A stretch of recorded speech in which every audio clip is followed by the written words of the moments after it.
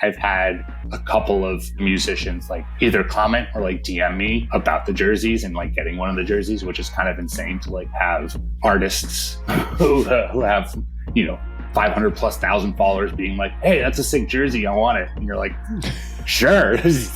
Tell me when and how, and I'll get it to you.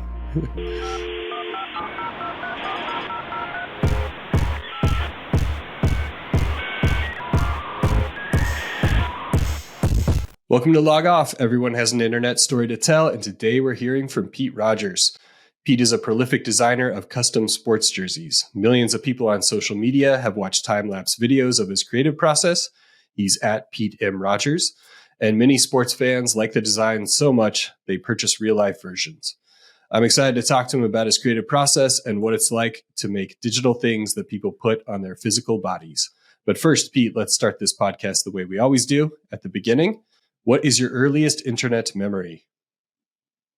I was thinking about this. So I had distinctly can remember the like dial-up tone of like Netscape and like getting onto the internet. And I think I have that memory. I think the first like clear, for lack of a better word, viral memory of the internet was the End of the World video on Albino Black Sheep. When that came out, I remember that hit like, I was like 12 when that came out, and that just was like rampant through school. That was like all anyone talked about. I watched that at least, I don't know, like 40 times and had that thing memorized, locked down. Here's the Earth.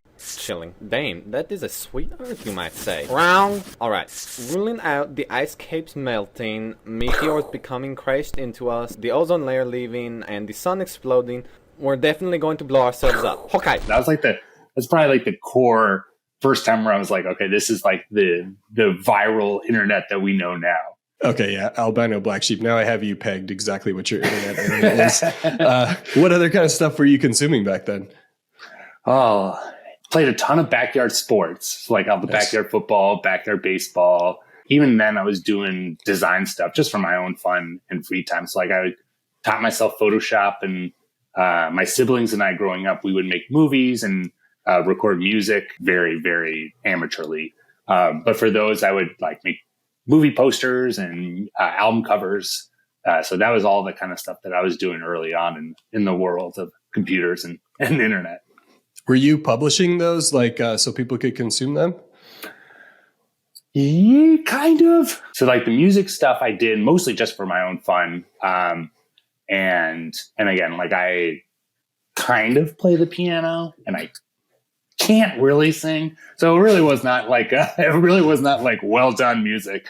It was just a lot of like fun for me. And some of that stuff I posted, I think I would put it like on early like MySpace, posted some of it there, I think. And then I would do some music videos. So I think there's some like remnants of it if you scour the depths of YouTube. I think some of that's still on. It's always like one of those things. I mean, people talk about it all the time with Twitter, where it's like, make sure you purge your old tweets. Like, man, if you go back into like the early 2000s of some of the stuff that like I'm sure I've uploaded to the internet, thinking like, nah, I'm a kid. What is this going to do for me? It's like, oh boy, that was not that it's like bad. It's just like, oh, that's embarrassing. It's only been 20 years. It's fine. Exactly. What kind of programs are you using to create stuff? You mentioned Photoshop. Photoshop is the primary one that I use for all my designs. I feel like I should get into Illustrator, but I'm really comfortable in Photoshop. I've been doing it for, probably 20 years now. And so like it's much easier for me to just kind of figure out how to do what I want to do in Photoshop rather than like teach myself Illustrator, which I'm sure would be easier for like many things in terms of like design and whatnot. But Photoshop, I do video editing on Premiere Pro. So the Adobe suite. Those are the two primary things that I'm using all the time. Most all the time is on Photoshop. You've really found your niche with the jersey designs. Were there other iterations along the way of other things that you kind of dove into first? Yeah, nothing that was like published or gained traction. So like I did a lot of other stuff prior to that. I used to write for SB Nation. And actually that's kind of what started the whole jersey design thing was, it was during COVID when sports shut down and I was like, okay, well, I have nothing to write about. And I'd always, I'd always done design, and I'd always wanted to do like jersey mock-ups and jersey design, because I thought those were like a really cool avenue of creativity. But also, like, I grew up outside of Boston, so I'm a big Boston fan, like Celtics and Patriots and all that stuff. And so sports have always been highly prevalent in my life, as you have to be if you're from Boston.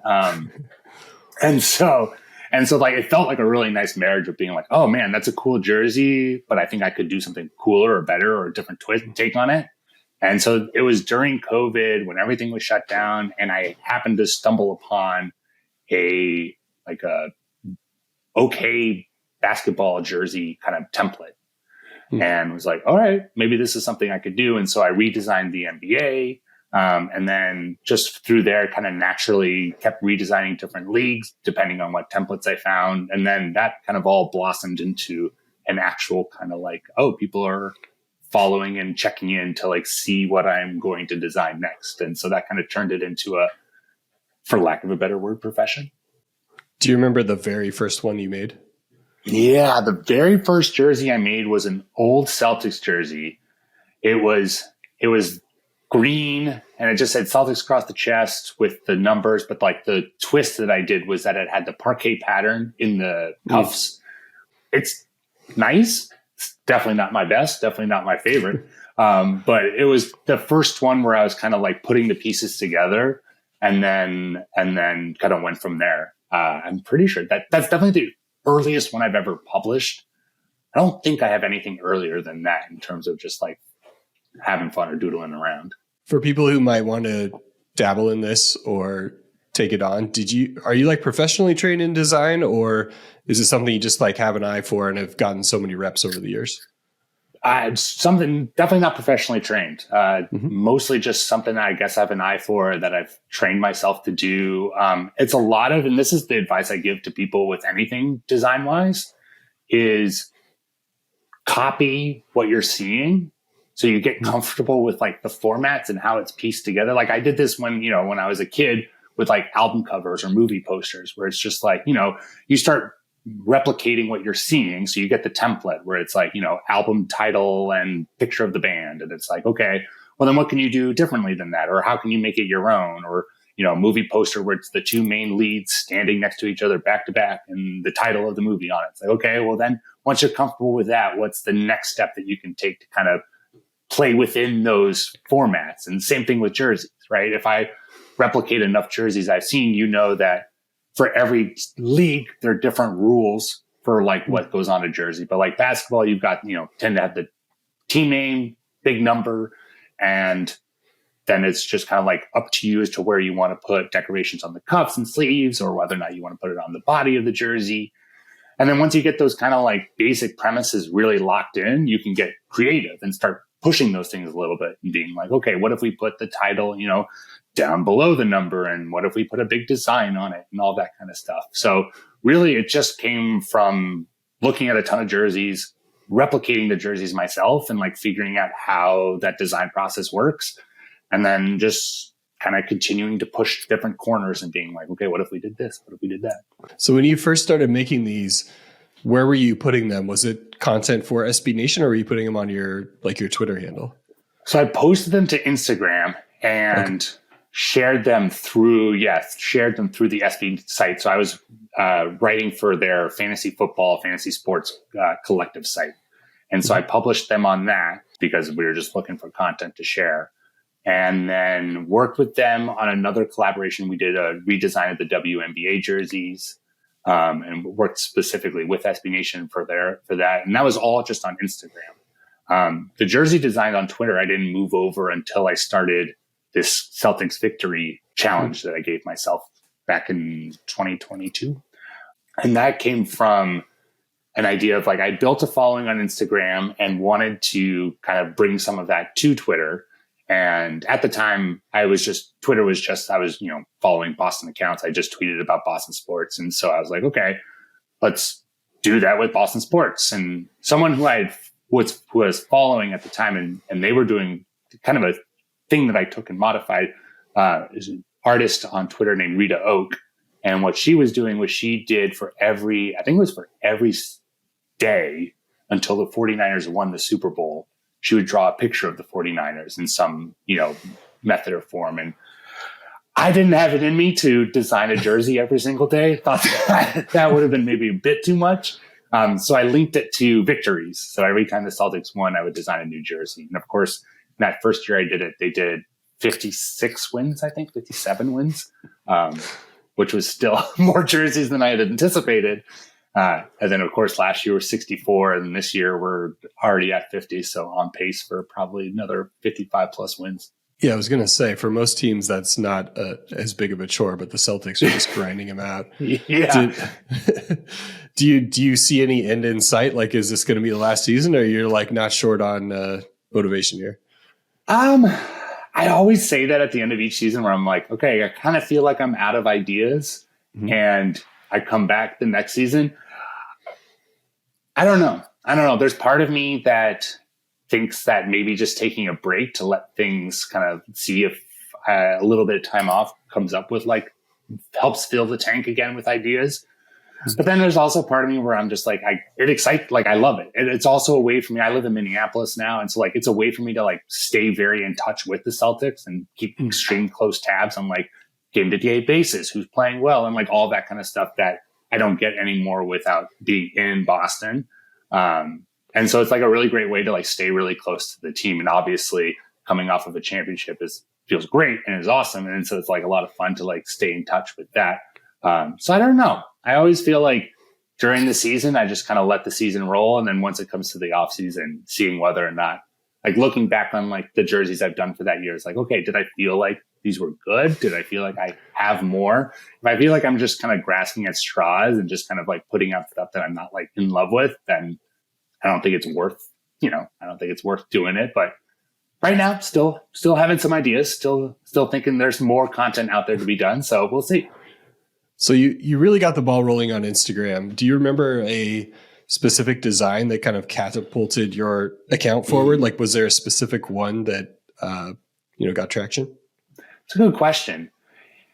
I think it was mostly the whole first NBA redesign I did, because I published that on SB Nation as an entire collection.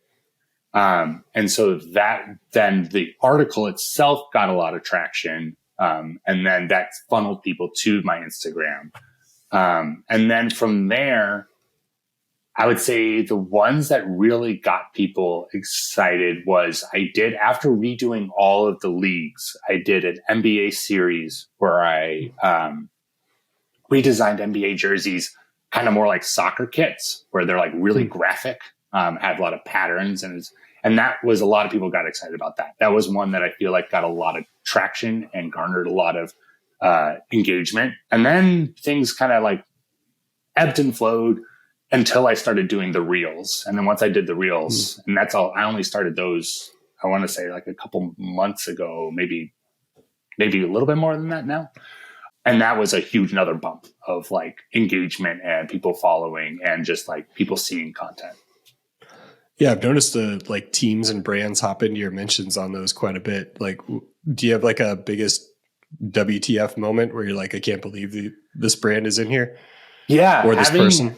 Yeah, having teams, team social medias engaging with me is pretty wild. I've had, so one of this kind of for lack of better, one of the series or trends that I've done is musicians as jerseys for the cities that they're from. And on that, I've had a couple of the musicians either comment or DM me about the jerseys and getting one of the jerseys, which is kind of insane to have artists who have 500 plus thousand followers being hey, that's a sick jersey, I want it. And you're sure, tell me when and how and I'll get it to you. So have artists worn those in their concerts as they're performing? Not yet. We haven't gotten any shipped out yet. It's been recently that they've started to kind of get in. I would say the biggest kind of WTF moment from all of this has been back in 2020, I think it was 2022, 2023 season. At the time when Marcus Smart was still on the team, it was recently that he had released did a local promotion of his own Surreal. I did Marcus Smart's Surreal, and the marketing team that was behind that reached out to me and was like, hey, if you ever wanted to do a victory jersey of his Surreal, like we'd send you all the materials to do that. And I was like, sure, why not? Like I got, I always need ideas. And so I did it. And they liked that so much that we ordered one, and he wore it while traveling between games. And there's a picture of him like boarding the Celtics plane in the jersey. And we never were able to sell it, obviously, because there's so much copyright on it. But just like seeing him wearing it and like photographed wearing a jersey I designed and made for it that was surreal. That was definitely the most kind of like, whoa, this is wild. This is like a step above anything that I like thought this was going to be. That's so cool. I see a lot of like talented people doing cool jersey mock-ups, and they just kind of seem to sit on social. They don't make it into the real world. Can you talk about what that transition's like? Yeah, that one, it was a long time for me too. I was very hesitant to do it, partially because of the work that goes into finding a manufacturer, making sure the quality is good. And then also just like, it's another thing to think about and to work with and to deal with. And there's something to be said for just like designing and posting and not having to worry about like making sure that it prints the same, making sure that it looks the same and manufactures and all that kind of stuff. But it was during that first year of Celtics victory jerseys that the idea that it really started to be like, okay, maybe I should like start doing something like this, even if it was just for me, like even if it's just for me to like make them for myself to wear, that would be awesome. And a designer friend of mine had reached out and said that like, hey, I've worked with this company before. They make really great stuff. Would you be interested in like me contacting or connecting you guys? And I said, sure. And so I got in contact with them, and they're an apparel company down in Florida, and been working with them ever since. And we've actually collaborated to create kind of our own jersey brand, Banner 18, which is what we do now, all of our production through. And so, that was, again, a surreal part of that too, where it went from not just like, wow, people really like these designs I'm posting, but to like people are buying and wearing these jerseys. And I've had people tell me that they have like 10 of my jerseys, and like, that's wild to me. Like, it's amazing. I can't believe I can't believe they have a jersey of mine, let alone, multiple. You can shout the company out. It's Wade and Williamson, right? Yeah. So Wade and Williamson is who I work with, and they do a lot of great stuff. They work with a lot of designers too, in terms of like production and all that kind of stuff. But then, the two of us together have we started Banner 18 as its own entity last season. So this is the second year of kind of this idea. One of my coworkers, Tony, he writes for, or is a part owner of the King's Herald, which was formerly under the SB Nation. And they've done some stuff with Wade Williamson, and they just rave about the quality. Like, they looked really hard to try to find a good partner for that. And they say it's the best. So the quality isn't. And that was the biggest thing for me. And at the time when this was all happening, I had young kids. They're still young, but like I had infants. And so I was just didn't have the bandwidth to be like, I'm going to contact multiple manufacturers and like get samples and make sure all this stuff, and so when someone reached out to me and was like, hey, would you want to work with them? And that their stuff was really great. And I had a sample, and I was just like, that's a clear win, where it's always been a super smooth process. And the quality is awesome. Those King Herald's jerseys are super clean. Like the Beam ones. Yeah, they're great. Can you explain for people who don't know the meaning behind the name Banner 18? It's too many banners. Just the right amount. So we started it it was initially branded last season. So Banner 18 was at the time what the Celtics were striving for, the most banners in NBA history. And I thought it had a really nice ring to it. And it was also the kind of idea that got me behind like creating the whole Celtics victory process. Because in 2022, right, they were coming off of the finals loss. They had kind of gotten Malcolm Brogdon and gotten different pieces. And it was like, okay, we're going to put this team together. They're putting the team together. Let's make another finals run. Obviously didn't happen that year, but it did happen last year. And I felt like it was a representation of kind of like striving for that next best thing or the next thing, and then also just like a clean sound to me was it rolled off the tongue, and the logo I thought worked together pretty well. And so we went with that. And I've had some people being like, well, now is it going to be called Banner 19? And I was like, no, I'm pretty comfortable with Banner 18. I like the ring to it. It does sound good. It seems like the barrier for entry on something like this would be higher. Like, what is the licensing situation? So what we've run into is really just like, as long as you're not marketing anything with copyright, then there's no real issue. So like none of our jerseys say Celtics on them. None of them say team names. We don't put player names on the back for similar reasons. So it's all just city names or nicknames, and then a number. And then the design wise, as long as, again, we stay away from like logos, we stay away from, any kind of trademark iconography a team might have. But basically outside of that, you're pretty clean to do kind of what you want.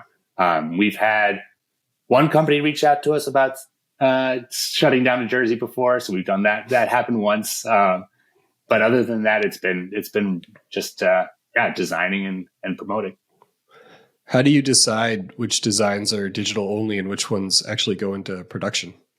Some of that is like people's engagement. So if I post a jersey and there's just like flooded with people saying like, oh my God, I need this, then we'll try to get that into production and manufacturing. Part of it's my own, like if I like the jersey and I'm like, I would want to wear that jersey, then we tend to get it made. Yeah, I would say that's kind of the main one, is just kind of that process. And we're starting to like figure out a better way to fine tune that. Just in the way of like capitalizing on a moment. So if if people are really into the jersey, making sure that we can have a kind of a quicker turnaround on the production of that jersey, to kind of make sure people are getting what they're looking for. So still kind of like fine tuning that process out. But for the most part, it's just kind of, if a lot of people are commenting that they really want the jersey, chances are we'll probably make the jersey. I imagine if you wanted to, your entire wardrobe could be your own jerseys and designs. Like, how often do you actually wear them? I wear them when it's warm out. I wear them pretty regularly. I have to kind of do purges. Otherwise, my closet, my wife and I share a closet, and I have one section is allocated for jerseys. And once it starts getting too full, she says I have to do a purge, and then I get space for more. So I've been doing a lot of, I do just giveaways. So the jerseys I feel like I've are purging to make space for, or ones that just I have worn and feel like I can move on from. I do giveaways online. And so I'm sending them out to anyone who wants them. Wearing them is just smart marketing. Do you get people stopping you on the street being like, hey, where'd you get that? And then you get to shine a little bit? Not so much here. In Boston, I've worn them. So I've been to a couple games since this whole process has happened. And that's also a surreal one where I went to a game with my brother. And I think between entering TD Garden and then leaving and seeing people in the stands, having it pop up on the Jumbotron, I think I saw at least 15 people wearing a jersey of mine. And I talked to a few of them, and that was also a really surreal night of being going up to someone being like, hey, nice jersey. I'm the guy who made that. And they're like, what? That's crazy. So that's another kind of, wow, how did I get here moment? But yeah, not so much in Minneapolis. I got to design more Timberwolves jerseys so I can walk around in them and then have people ask me where I got those. What do your kids think about it? Like when you see the jerseys in the wild, or what do they think in general about you spending so much time on this? And so I got oldest twins, and they are 3, a little over 3. And then the youngest he's turning 1 in a month. So they have, the youngest one has no thoughts. The 3-year-old, the twins, it's funny because they know that I get a lot of jerseys because I'll keep getting packages in the mail. And they're like, oh, is that another jersey, Dad? I don't think that they quite because their introduction to it is that I make them. I don't think they realize that people don't just make jerseys, or that it's very, very unique that I'm getting my own jersey shipped to me. So they're just like, oh, got another jersey, Dad. They're very much on board with my wife, where I'm like, you got too many jerseys, Dad. You got to start weeding these out. So I'm hopefully when they're older and we start going to like sporting events with them, and maybe once they're big enough to start wearing, we like go down to youth small, and I think they're still a little too small to be wearing stuff that I've manufactured yet. But once they start being able to wear them and go to games in them, then that'll be pretty cool. And maybe it'll be something that they start realizing, like, oh, this is not normal that people's parents just get jerseys shipped to them constantly. So is it a full-time job for you at this point?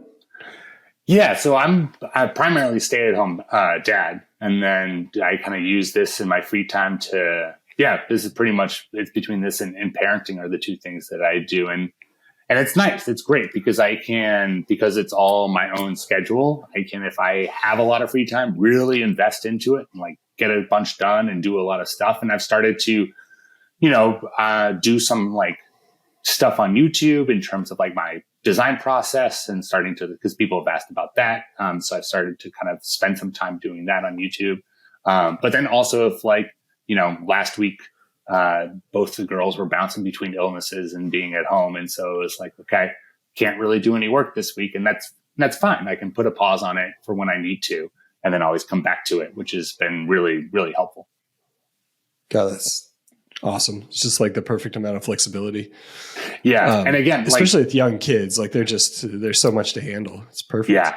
And like all of this comes from the fact that there is a huge group of people out there who like want and support me. And so like none of this would be possible without like the following that has grown and has been created. So like, obviously I am in this position because there are people there who want what I am designing and like want to purchase these jerseys and are willing to not only spend money on them, but also like wait for them and wait for these drops, and I'll kind of like monitor when things are going on. And so I can have that flexibility rather than being kind of like stuck on a rigid schedule.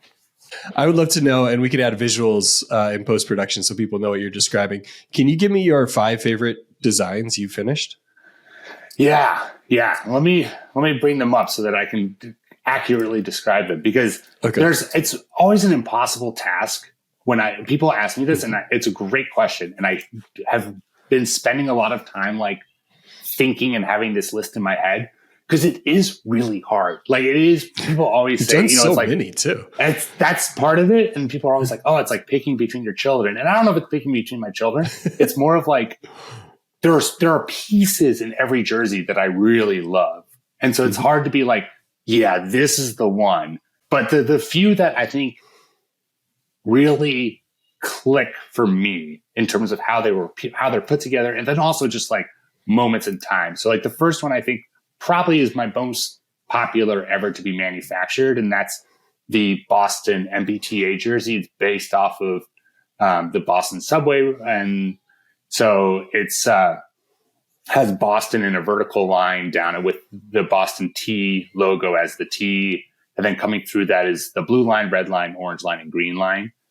This was a jersey I designed for the Celtics victory back in 2022. And to this date still reigns supreme in terms of most jerseys I think we've ever sold. It's by far the most popular. It was the one that pushed me to be like, okay, maybe we should start making these, because so many people had reached out when that one dropped to be like, I need this jersey. I want this jersey. Make it happen. And so I said, okay, well, you don't have to tell me twice. The other basketball one that I absolutely loved that I'd done was a Houston Rockets jersey that I kind of did as an homage to the kind of Hakeem jerseys, where you have the Houston in that slanted font, the red, the yellow, the white, and then did a kind of a simple render of the old Rockets logo and had that projecting up the sides. I think one of the things that's so unique and cool about NBA jerseys is how there's room for it to be artwork. I think that's something that is very unique to the NBA. And I would also say is part of soccer, MLS, Premier, like all of that stuff, where it's like there is a established tradition of having very graphic, very possibly art forward jerseys. Whereas like the NFL, the MLB, certainly not the MLB, and the NHL has that a little bit, and they have like there's warm up practice sweaters. But in terms of like primary gear, like the NFL and the MLB particularly are very like clean and buttoned up. And even the MLB is starting to expand with their City Connects. It's can go down this tangent. It's mind blowing to me that the NFL has not decided to do any kind of like city. It blows my mind that they were like, it's printing money. Anyways, I don't know why they're so stubborn about that. But so this one was like a Rockets jersey that just came together really well in terms of like from concept to design. And is one where like it feels like it really nicely toes that line of a clean aesthetic with a lot of visual representation to it, which I like when that comes together. I can quickly, the other three that I kind of stood out to me were I did a cross sports series where it was like I think I did NBA teams as NHL jerseys, NHL teams as football jerseys, NFL teams as baseball jerseys, and baseball teams as NBA jerseys. I think that's what it was. And then anytime, one of my favorite jerseys of all time in the history of sports is the old, Tracy McGrady Team Mac Raptors jerseys with the Raptors logo, square front in the middle. So anytime I can like build a jersey that kind of resembles that, I always has a special place in my heart. So I took the old Cardinals, the St. Louis Cardinals logo of the Cardinal holding the bat, and instead replaced it with a basketball and put that on a jersey with the Cardinal script on top of that. And that one I think also turned out really clean, and it's just one where it's like the pieces all work together, and it's just a very simple but very elegant jersey. Not to interrupt, but I think that's my favorite you've ever done. Yeah, it's just that one. The Raptor thing, just pulling that reference in is perfect. He also looks kind of pissed off too. I know Cardinal it's does an not look angry like bird. a nice animal. No, I never knew Cardinals were so angry, but yeah, that definitely comes across. And then the other two, I did one where early where it was that just basketball and football switching. And very similarly, I didn't post it because I did I didn't send it because I did the Cardinals one, but for the Browns. So for Cleveland, when I switched the Cavaliers with the Browns jersey is again, their old school elf jersey, elf logo, instead of running with football, bouncing a basketball in the same kind of Raptors logo. But I didn't want to do two of those. So I instead did the Cavaliers football jersey. I am a sucker for the throwback old school Bears jerseys, which have the 3 stripes on the sleeves and 3 stripes on the shoulders. And so doing that with the Cavaliers, with their jersey colors, and then with the kind of like script Cleveland and their throwback lettering.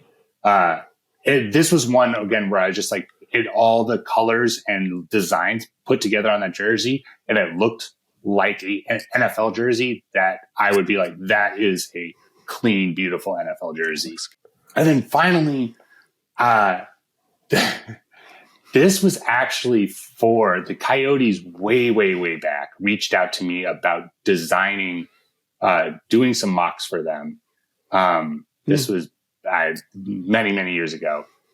Before then it was like, well, actually, I don't work for any design firms. And they're like, well, we have they realized that they couldn't actually hire me without pissing off Nike or Reebok or whomever they had a contract with. So I did a couple mock-ups for them. And this one was just one that I thought the Coyotes have such beautiful branding that they went away from for whatever reason. And so I wanted to bring that back while then also utilizing like a more desert color palette, the teal, the sand, orange and red. And I just think that colorway is so beautiful together, along with their logos, that this was just one where when I put it all together, I was just like, oh my God, that is, if I pat myself on the back, like that just, it looks super clean. It looks super nice. And it's very unique in terms of colorway in the NHL and in sports. Like I know the Suns have stepped into this color palette, And I think it's a great color palette for them to be like staying in. And I think the Coyotes, maybe would be having more success in the league if they went to this colorway. It has some elements of the Diamondbacks too, right? They started teal and started to work the red in, but they've never really combined them this well. I feel like they should take a step in this direction. Yeah, no, the Diamondbacks definitely have the teal in the Diamondbacks is always, I'm always a big teal fan. I think it's an underrated color in pro sports. Classic 90s kid. Mm-hmm. I want to give you two of my favorites too on top of this. So I'm not a fan of either of these teams. So that says something about the designs that they ended up being my favorites. But the Mavericks Whataburger one, when you dropped that, it was one of my favorites. And then after the Luka trade, you did Lakers In and Out. So I don't know what that says about like me and what I'm attracted to with the food, but like that was a perfect transition. Yeah. The Whataburger, that one worked super well because it was, I was looking at their branding and I was just like, oh, it's a giant W. And I thought about like trying to match the script and match the font. And then if you flip it, it's a giant M. And I did that jersey with the giant M and I liked it, but it didn't feel as Maverick-y or as it could have been. And then went with adding the cowboy hat to the top from the old school logos where you have the cowboy on the M. And so put the cowboy hat on the Whataburger symbol. And so I think that pieced together really well. The In-N-Out jersey, I designed that a little bit ago and then did popped it with Luka's numbers on it. That one is, I as a Celtics fan, it pains me to support Laker material. That being said, I do have a gorgeous Laker jersey from Mitchell and Ness that they did. So I do own some paraphernalia. Good jersey overrides a bad team, but the Lakers jersey that was another one that's probably one of my favorites. I love jerseys when I come into them with an idea, and as I'm putting all the pieces together, it's just like, oh yeah, this not only works but is turning out much better than like I thought it was going to look. As a Celtics fan, do you want to rant for a minute about the Luka trade, or are you over it yet? I am over it simply because it's not going to help the Lakers beat the Celtics if we meet in the finals, because we just saw what happens when Luka tries to guard Jalen and Tatum and what happens when Jalen guards Luka. So doesn't pain me too much, but I do find it absolutely hilarious that this trade happens in the dead of the night with no contact whatsoever. And it just happens to be with the Lakers. I'm not going to say anything else, but of course, of all the teams that Luka gets traded for, when I woke up and I saw that, I'm sure everyone had this where I was just like, no, somehow this is a joke, because there is absolutely no way that not only Luka got traded, but to the Lakers, which of course, there are a billion Photoshops of Luka in a Lakers jersey because all Lakers fans, and the fact that it actually happens, insane. Just right when their biggest superstar is reaching his twilight years. Exactly. LeBron's about to leave soon. Let's give you a 26-year-old phenom. Yeah. That's perfect. I'm not bitter. Okay, let's get into our dumb internet questions we ask every single guest. Tab check. Pete, right now, how many tabs do you have open on your web browser? I think I got 4. Wow. I have a lot open when I'm designing. And then when I'm when I'm doing something focused like this, or if I'm like recording a video or anything, I tend to close everything down. Otherwise, I just get way too distracted and will spiral instantly. But if I'm designing, I'll always have Twitter and Blue Sky and probably Insta open. And then I'll have multiple tabs in terms of like collecting pieces from design. So like I'll have a tab for, logos, a tab for other jerseys to kind of see designs. I'll have a tab for, when I'm designing, I'll tend to have probably 8 to 10 tabs open. That's still pretty clean. I strive for that kind of minimalism. That's pretty nice. Yeah. My desktop, that's a different matter. My desktop is a hot mess. Well, because I'm on a Mac and their OS automatically clumps folders everything for you. So it looks super clean until you open the folder. I think I have 400 screenshots on my desktop because it's all in this screenshot folder. But if it's closed, it looks really nice and neat. I opened it once and my wife had a heart attack because my entire desktop background was just covered with little icons. Yeah, I definitely use that feature. Okay, let's get to some of our other favorite questions. When you open your social media apps, what are the algorithms feeding you right now? A lot of jersey stuff, especially if I'm on Twitter Twitter's algorithm feeds me a lot of jersey stuff, a lot of design stuff, just because that's what I like engage with and like. So that's what it tends to promote. I get the occasional, I don't know how I got into this, but now I'm starting to get like insane jump rope routines from people. Okay. I don't know how I got that. I'm not going to say no. They're like pretty impressive, especially I've seen this one where they'll let go of one side, whip it around, and then have it come back and land in their hand. And I don't know how that's humanly possible. But so that's now that's now in my algorithm. And I'm also now I have to catch up, but with the new Righteous Gemstones coming out, I've had to catch up the seasons I've missed. And so I'm starting to get some like Danny McBride clips in my algorithm, which I will never complain about. No, absolutely not. That's your Twitter algorithm? My Twitter algorithm is a disaster. Every time I open it, I feel like someone's dying on screen. That's also very true. Most of that is Instagram or YouTube. My Twitter algorithm, I tend to be like, I get the first few hits or jerseys, and then it's what's wrong in the world. Yeah. Fantastic. Favorite accounts to follow on social media? There's a lot. I try to think about like categories, pockets that I like. So like for art, like Jack Perkins, he's an artist who does a lot of amazing. He's also kind of does a challenge, an NBA challenge, where he designs a work of art for every Lakers game that they play, win or lose.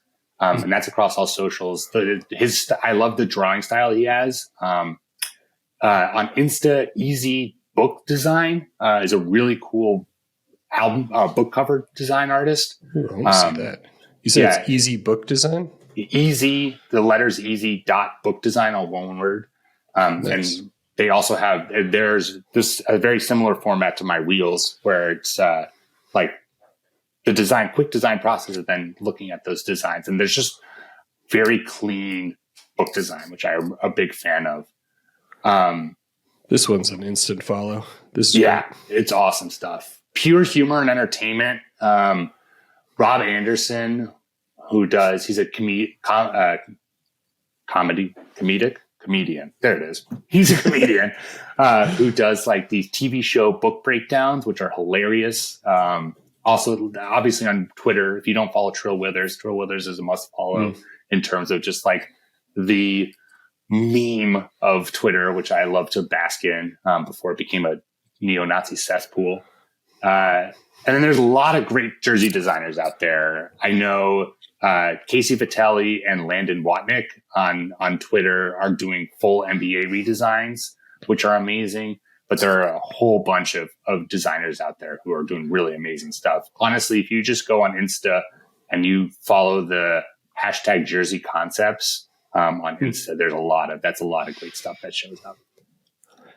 I pulled up Rob Anderson and I realized I did not know his name, but I definitely know his face from my wife shoving the Seventh Heaven recaps in my face. The Seventh Heavens are so good. They're very good. Oh, they're so good. He also does some Bernstein Bears ones where it's just, oh my gosh, it's the best. It's like 90s. It's like the shows of the 90s where the plot points, when you reflect on them now, are just so horribly out of date, and he calls them out for it in a hilarious way. So in this current state of the world, I always find those a nice break from what's going on.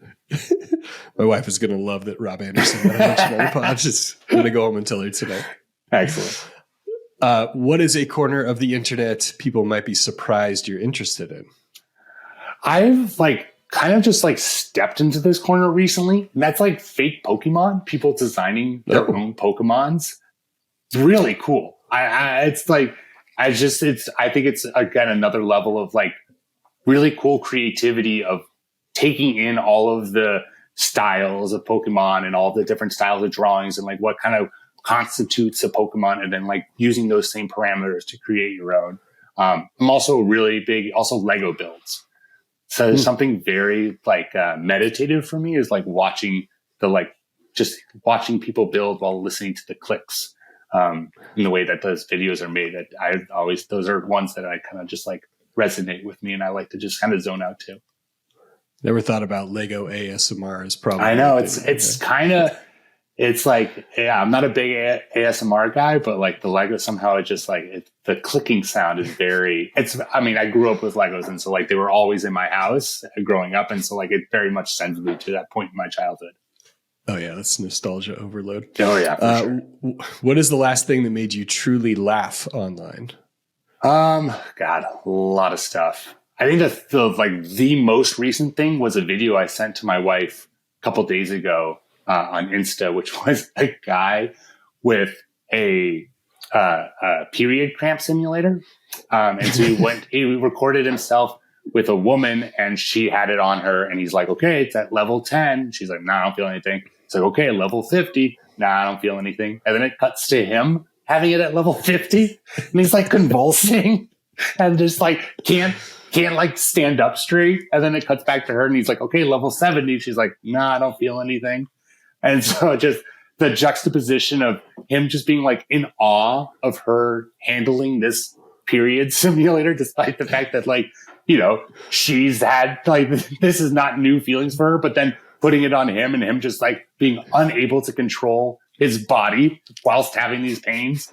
I sent it to my wife, and she told me that I needed to experience that too, so that I could better sympathize. But that was probably the most recent thing that I've seen that made me actually laugh. I'm gonna have to get that link from you because we'll have to put it in the show notes. So sounds good. Right, it's just like they cut to her, and she's just like, no, I don't feel anything. To cut to him, and he's doubled over, just like moaning and like spazzing out. Oh, that stuff kills me. Okay, let's get to the dark side. What was your most scarring moment on the internet, if you want to disclose it?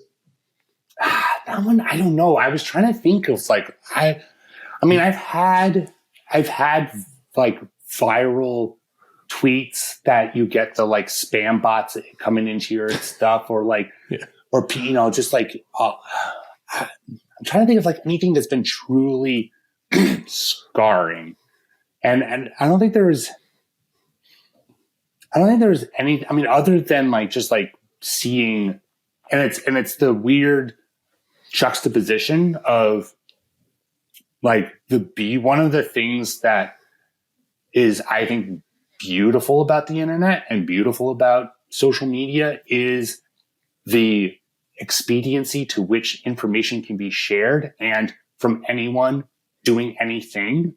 And so like with, you know, attacks on Gaza, and you're like seeing that people filming that on their phones and publishing that, and just like the graphic content that you are seeing, it's one of the things where it's like, that's scarring and it's hard to see, but it's also just like, that is people's reality. And without the internet, without social media, I would have never seen those things, or seen those like images, or seen what that life is. Without it being, you know, highly processed through the news and like being reported to me the way that the news wants it to be shared or reported. So I've had a real sadness about, and I'm sure I'm not alone in this, a real sadness about Twitter because of how uniquely beautiful it was until it was purchased by Musk, and has been since kind of driven into the toilet, in my opinion. This is kind of ties into an answer to a future question you'll have, but yeah, and it's like, it's sad to see a platform that obviously had its flaws. Like, I mean, but just like the fact that there was such a huge sense of community there, and you're able to see things that you would never otherwise be able to see, and to see that like taken away from you, or tainted, tarnished, simply because the person who bought it decided this is what it's going to be now. And you're just like, well, that's not what the vast majority of us here wanted it to be. So my own little kind of sadness. I would definitely co-sign that. I feel like we always joked about how Twitter is bad, but then it became truly bad. But then, exactly, 100%. Where you're just like, where there was a difference between like, oh man, we're making some real dark jokes here, and like, my comments are filled with neo-Nazis telling me to go kill myself, and you're just like, it's not the same. Not the best. No. When stuff like that happens, how do you pry yourself away from devices or log off? Do you have any tactics? Kids are helpful. I also recently I've discovered this, and it's awesome. 10 out of 10 recommend, is an app called ClearSpace. And basically you download it, you can pick what apps it locks, and then how many times a day you can access them before you are locked out daily. It's all on it, but like you can always overwrite it. So it's, it's not like you're done forever, but it has been really helpful for me because of the fact that I allow myself, and I'll give myself a window during the week, during weekdays of time where my phone is just totally unlocked because I do posting and all that kind of stuff. And then on the weekends, it locks down, and I only have 3 times a day for at most 10 minutes that I can be on any of my apps on my phone. And it's been really nice. And I don't even get notifications. And so it's not even like, oh, I can't access it, but I'm still seeing what notifications are. It's like, I have no contact for those and I have it on, Twitter, Blue Sky, and Instagram. And that's been really helpful. It's been really nice. And I actually convinced my wife to do it too, because she kept going down like Instagram rabbit holes or like doom scrolling, and was getting, put in a really dark place. And I was just like, this will like prevent you from being able to doom scroll, because it locks you out after 10 minutes at the absolute most. So that's been really helpful in terms of just like minimizing how much time I'm actually on apps.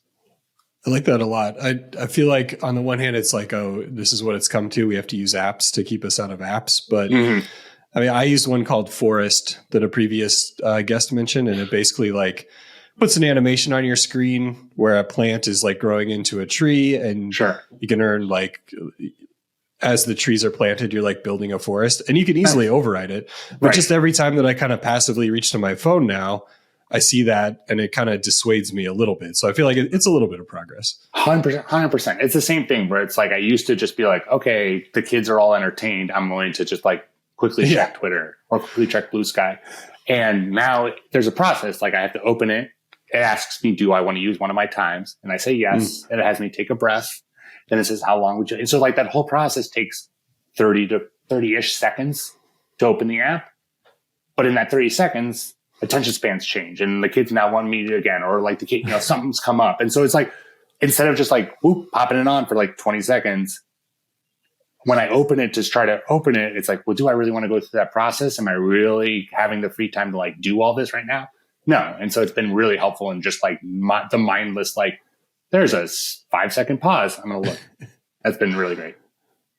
I like that a lot. Yeah, I'll pick up my phone to do something work related and just immediately fall into my habit of cycling through certain social media apps. All of a sudden, and you're just like, oh my God, it's been 15 minutes. When did this happen? You put your phone down and you're like, oh wait, I picked that up to do something completely different, and I never did it. Yeah, 100%.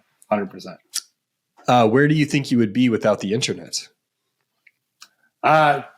In this current point, probably a little bit happier. But I don't know. It would be weird. It would be like, I don't think that I would be designing as much as I would be without the internet. Like, again, it's one of the beautiful things that is about the internet, and especially specifically social media, is that like it is this huge platform, or it is the ability to become a huge platform where you can share just like whatever creative things you're working on, and you can post it out without having any followers, and people will still see it and still engage with it. And you can post it out with having huge followers, and people will share it. Like it really, so I think I probably wouldn't be doing what I'm doing without the internet. But it's also hard not to like, with that, carry the fact that the internet has really changed for the worse in like I would say the last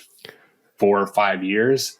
in my opinion. And so it's like hard to kind of balance those two things in my mind, but definitely would not be kind of doing the jersey designs or having the kind of notoriety in that field that I have garnered simply because I wouldn't have a platform to be posting these things to.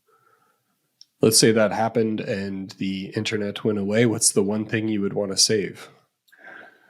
So this is kind of tying back to kind of what I loved about Twitter pre-Elon. And maybe it's a cop-out answer, but like saving an internet moment where it was just like you would log onto Twitter during a moment and you would get, the reporting, you would get the facts, you'd be getting video, but you'd also be getting just like memes, really dark jokes, and but everyone was there experiencing it with you. And so like there's the, when like the Will Smith slap and all of that, just like that was what the internet, that's what Twitter was consumed by for 10 hours, for that time, or like when the celebrities sung Imagine during COVID and everyone's just like, oh no, this is terrible.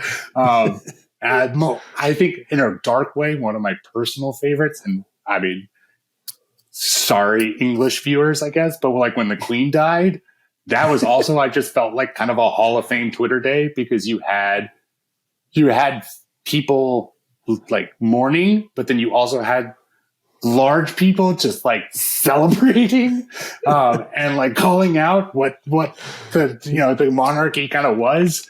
And so, in those moments, it's just like this beautiful group of, this huge group of people who all have different views, but all are communicating in a language that like, if you are chronically online, you all understand. And there's something about that like really resonates with me and I really cherish. And it like sucks that that's been kind of taken away from us, in the last year or so. That is really interesting because like attentions are fragmented. There's not, we used to have 3 TV channels. There was like a real monoculture where people were always tuned into the same thing. And I feel like Twitter was kind of the last version of that. And now, for sure, like you said, for sure, it's basically gone.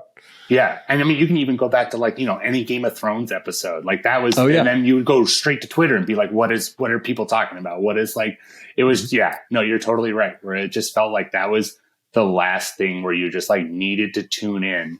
And if you missed it, it was gone. Like that was it. That was, that was the moment. And if you experienced the moment, you were a part of it. And if you missed it, you missed it.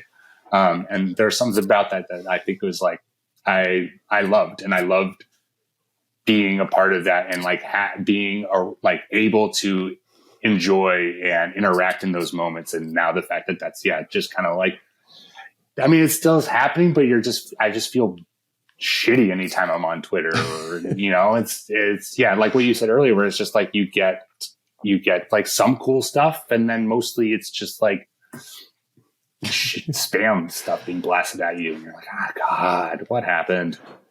Kids these days will never understand with their fragmented For You pages. They're all seeing different versions of the internet, it feels like. I know. It used to be something fun, but all right. You never know. Maybe it'll cycle back around.